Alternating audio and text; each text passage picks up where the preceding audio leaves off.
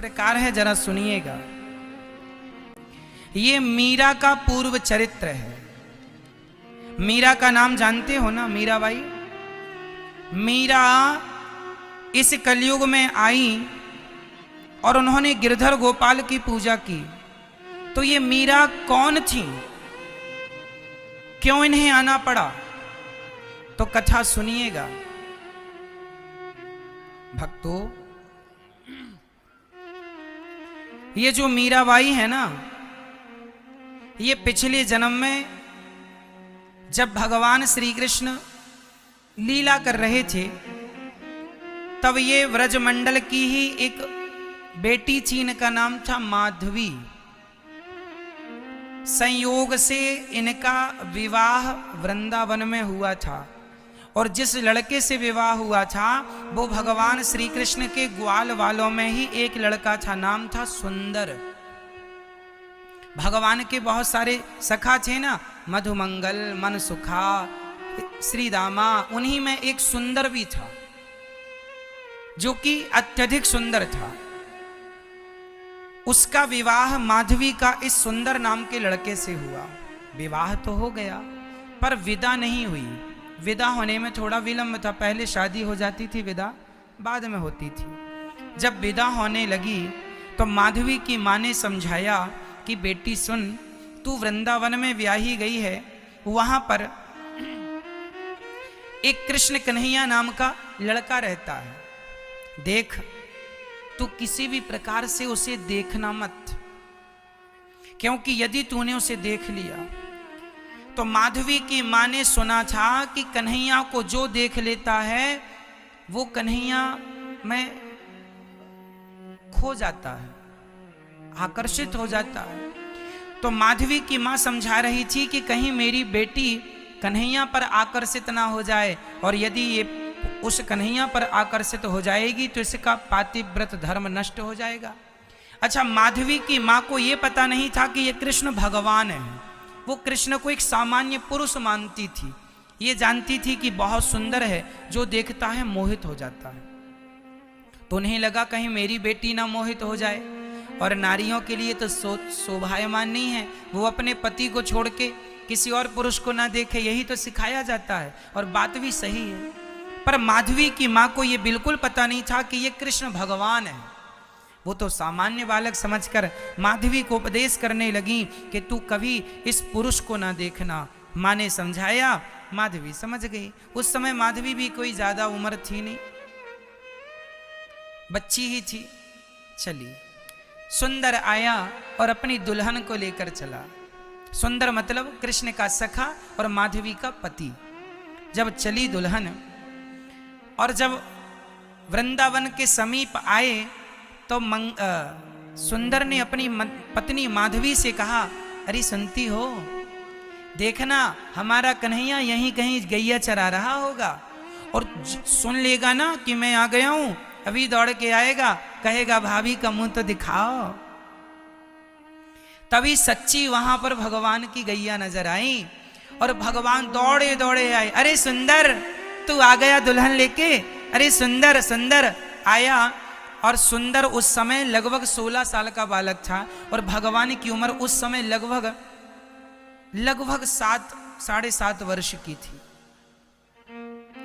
तो सुंदर ने भगवान को गले लगाया, भगवान ने भी सुंदर को गले लगाया। भगवान ने कहा, सुंदर बहू ले आया, हमें भी तो नेक भाभी को दर्शन कराए दे। तो सुंदर बोलियो कि लाला मैं तो का दर्शन कराऊं, तेरी तो भाभी है, तू ही जाके देख ले। तो भगवान गए कहां पर, उस समय वो चलता था ना डोली, तो डोली के पास गए तो भगवान ने पर्दा हटाया। पर्दा हटा के कहा, भाभी, ओ भाभी मुंह तो दिखाओ। चूंकि माधवी की मां ने कहा था कि तू कृष्ण नाम के पुरुष को देखना मत, तो माधवी ने अपना मुंह ढक लिया पूरा, और अपने हाथ पांव को भी बिल्कुल कपड़ों से ऐसे ढका कि जरा सा भी शरीर ना दिखाई पड़ जाए, और मुंह ढक लिया। भगवान ने जाकर कहा, भाभी मुंह तो दिखा दो, भाभी ने एक मुंह तो दिखा। बड़ी सुंदर आवाज माधवी के कानों में चली गई, पर माधवी ने कोई उत्तर ना दिया, ना मुंह दिखाया। भगवान समझ गए कुछ गड़बड़ है। भगवान ने कहा, अच्छा भाभी तो सुनो, आज हम मुंह देखने आए हैं, नहीं दिखा रही हो, अब तुम सदा हमारा मुंह देखने को तरसोगी। ये कह के भगवान वहां से वापस आ गए। माधवी अपने ससुराल मतलब वृंदावन आ गई, और भगवान भी वृंदावन थे, वहीं से आना जाना। जब भी भगवान की आहट सुनती तो माधवी अपना मुंह ढक लेती कि नजर ना पड़ जाए। माँ ने कहा था कि तुम कन्हैया को मत देखना। जब भी सुंदर अपने कन्हैया की बातें करे तो माधवी इग्नोर कर देती, कोई बात ना सुनती। सुंदर को भी लगा मेरी पत्नी कैसी है, श्याम सुंदर की बातें तो ना करती है ना सुनती है, कोई बात नहीं। अच्छा, माधवी बड़ी सुंदर थी।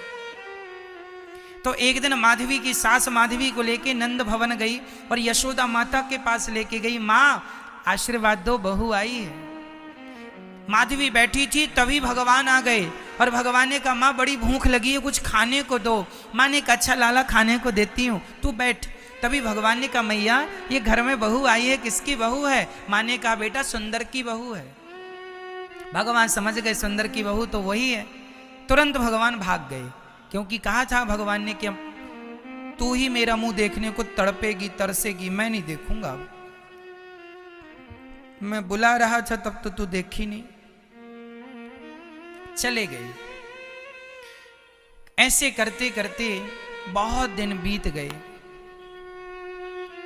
एक दिन क्या हुआ, जब इंद्र ने मूसलाधार पानी बरसाया, पूरे ब्रजमंडल में पानी बरसा, तब भगवान से सारे ब्रजवासियों ने कहा कि हमारी रक्षा करो।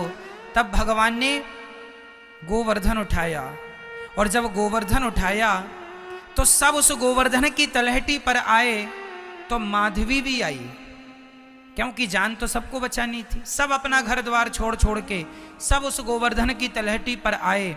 जब सबने वहां आकर शांति पाई, तो उस समय जब भगवान ने पहाड़ उठाया ना, तो शाम हो चुकी थी, रात्रि को कुछ दिखाई पड़ा नहीं।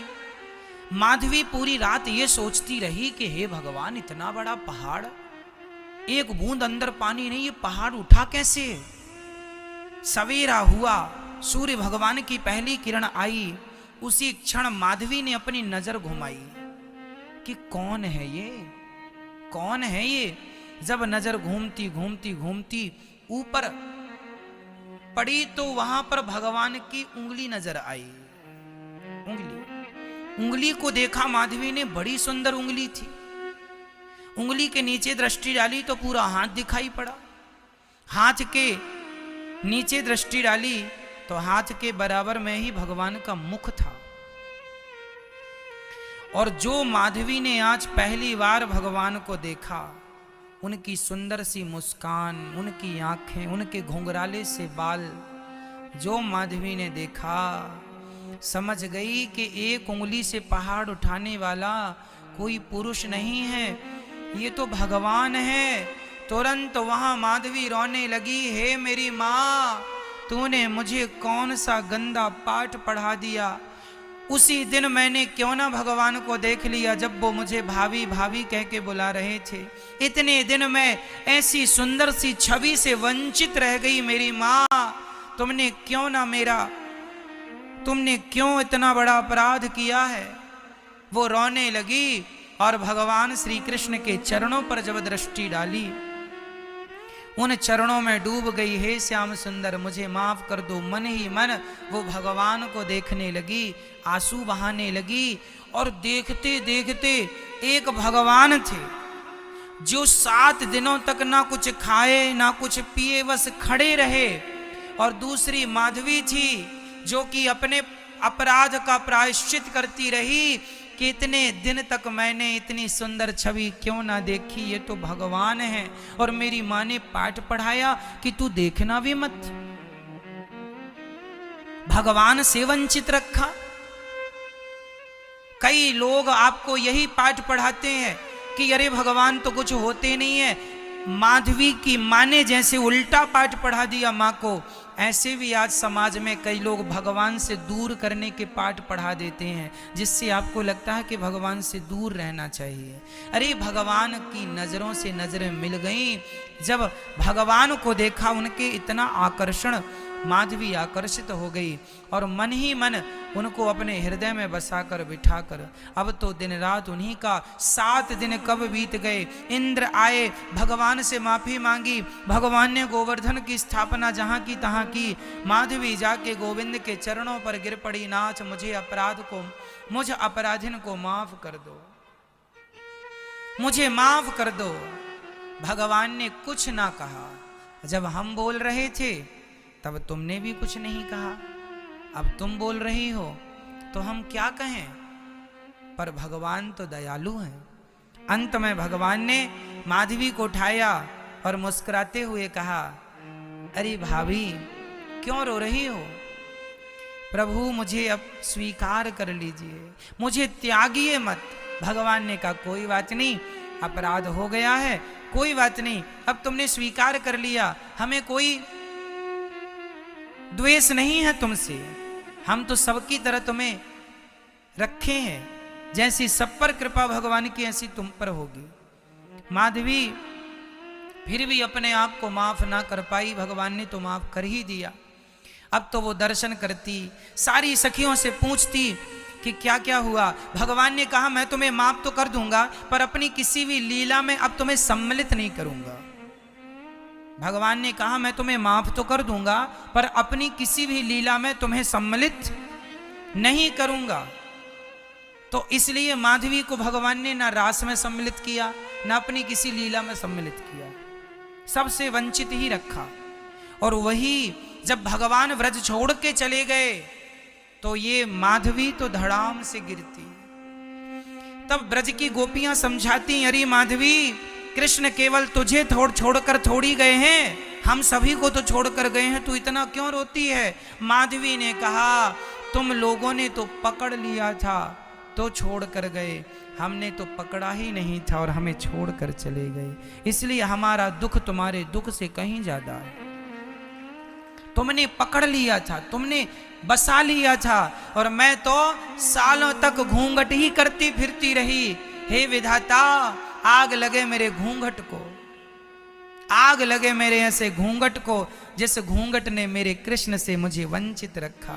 आग लगे ऐसे माँ के ज्ञान को जिस ज्ञान ने मुझे भगवान से वंचित रखा। हे विधाता ऐसा ज्ञान किसी को ना देना जो ज्ञान भगवान से दूर कर दे, ऐसा पर्दा ना देना जो पर्दा भगवान से दूर कर दे। वह मेरा वह माधवी तड़पती तड़पती अंत में अपने प्राणों का विसर्जन कर देती है, त्याग देती है। और वही माधवी इस कलयुग में मीराबाई बन के पैदा होती है। और वही मीरा अब लाज शर्म छोड़ कर, क्योंकि वो जानती थी कि पिछली जन्म में तो खूब मैंने लाज की, घूंघट ओढ़ी, इसलिए अब मीरा कोई घूंघट नहीं करती, क्योंकि घूंघट का परिणाम देख चुकी है वो। जब वृंदावन मीराबाई आई तो उन्हें यहाँ पर अपनी वो सारी बातें याद आ गईं, पूरा का पूरा दृश्य आंखों के सामने आ गया। और मीरा भगवान का चिंतन करती रहती है, कोई ख्याल नहीं है नाथ मुझे स्वीकार कर लीजिए। सारी जिंदगी भगवान का नाम जपती रही, सारी जिंदगी गिरधर गोपाल जपती रही, सबको जपाती रही, कहती रही अरे भैया तुम क्या संसार में उलझे पड़े हो, भगवान के चरणों में क्यों नहीं चलते, वही सत्य है, उस आनंद में क्यों नहीं खो जाते।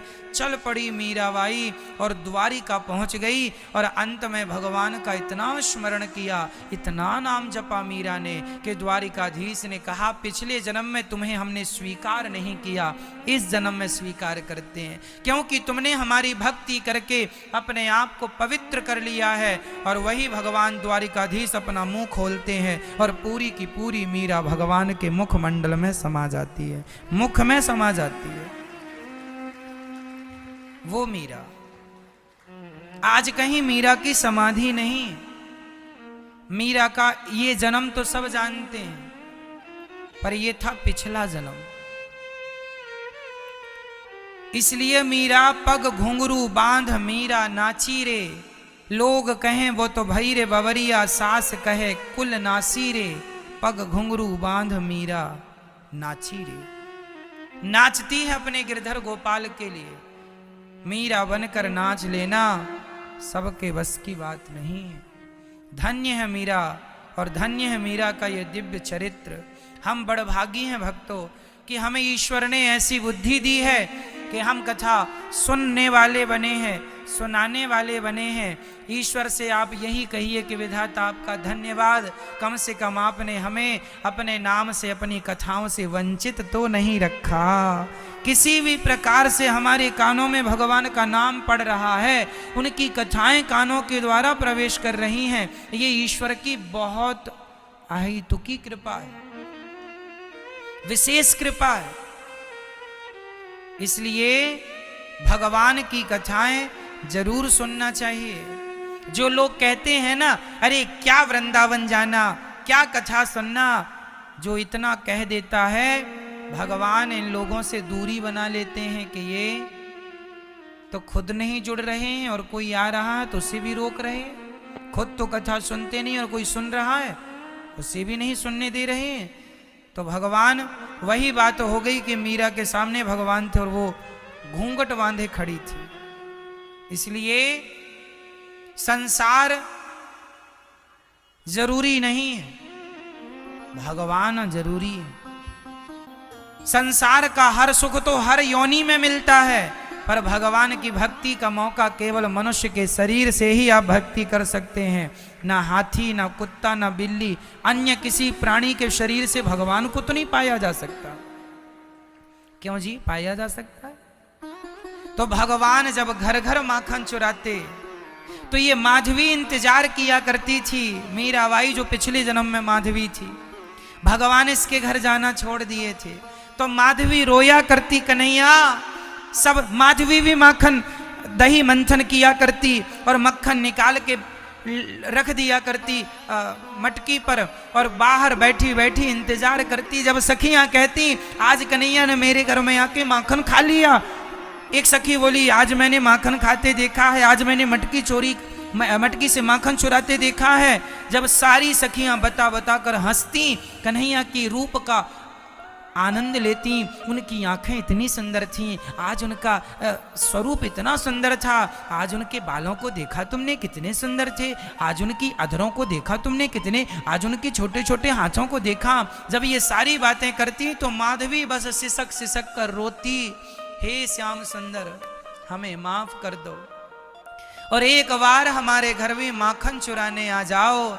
जिस सच्ची बताएं, जिन जिन सखियों के घर भगवान माखन चुराने जाते थे, ये कोई सखियां सामान्य सखियां थोड़ी थी। अरे करोड़ों जन्म तक बड़ी लंबी चौड़ी पूजा भक्ति प्रेम किया है, तब भगवान ने अपनी लीला में सम्मिलित किया है इन गोपियों को। और भगवान सबके घर जाके माखन चुरा करके भगवान गोपियों को आनंदित कर रहे हैं। ये केवल आनंदित करने की लीला है। भगवान कभी माखन थोड़ी चुराते हैं, भगवान तो लीला करते हैं। माधवी रोती और माधवी बस दिन रात गिलानी करती, मैंने क्यों अपराध किया, क्यों अपराध किया। इसलिए गलती करना गलत नहीं है, पर गलती हो जाए तो उस गलती का पश्चाताप करना चाहिए, प्रायश्चित करना चाहिए। क्या करना चाहिए? प्रायश्चित करना। और माधवी ने क्या प्रायश्चित किया?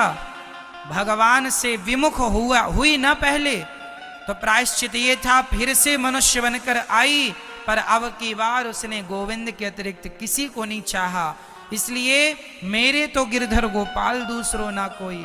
जब ऐसी एकाग्रता हुई तो भक्त की भक्ति ने भगवान को फिर आकर्षित कर लिया और अब भगवान ने सदा सदा के लिए मीरा को स्वीकार कर लिया। अब हर लीला में भगवान माधवी को स्वीकार करते हैं।